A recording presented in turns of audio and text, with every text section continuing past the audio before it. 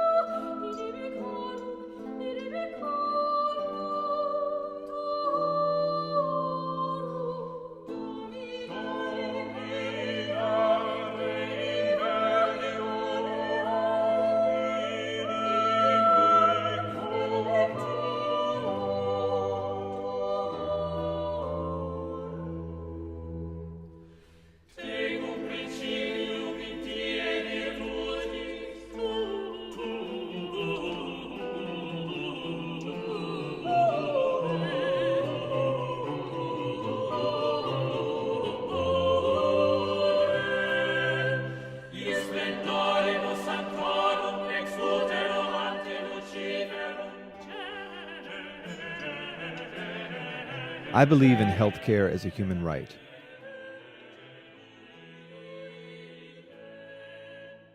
I've worked as a doctor in many places and have seen where to be poor means to be bereft of rights. I saw early on, still just a medical student, the panicky dead end faced by so many of the destitute sick. A young woman dying in childbirth, a child writhing in the spasms of a terrible disease for which a vaccine has existed for more than a century. A friend whose guts were irreparably shredded by bacteria from impure water. An 8-year-old caught in crossfire. Li mourut bête, what a stupid death, goes one Haitian response. Fighting such stupid deaths is never the work of one or even of a small group. I've had the privilege of joining many others providing medical care to people who would otherwise not be able to get it. The number of those eager to serve is impressive, and so is the amount that can be accomplished. I believe that stupid deaths can be averted. We've done it again and again. But this hard and painful work has never yet been an urgent global priority. The fight for health as a human right, a fight with real promise, has so far been plagued by failures. Failure because we're chronically short of resources. Failure because we're too often at the mercy of those with the power and money to decide the fates of hundreds of millions. Failure because ill health, as we've learned again and again, is more often than not a symptom of poverty and violence and inequality. And we do little to fight those when we provide just vaccines or only treatment for one disease or another. Every premature death, and there are millions of these each year, should be considered a rebuke.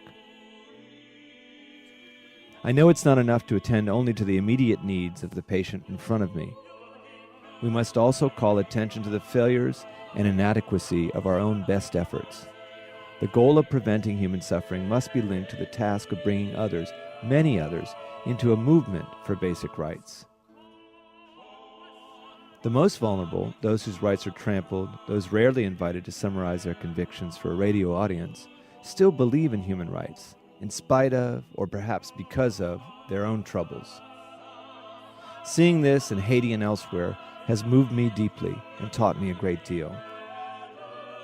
I move uneasily between the obligation to intervene and the troubling knowledge that much of the work we do, praised as humanitarian or charitable, does not always lead us closer to our goal.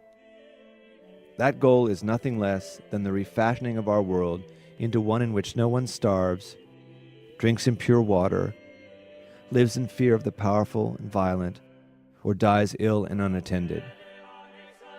Of course, such a world is a utopia, and most of us know that we live in a dystopia. But all of us carry somewhere within us the belief that moving away from dystopia moves us towards something better and more humane. I still believe this.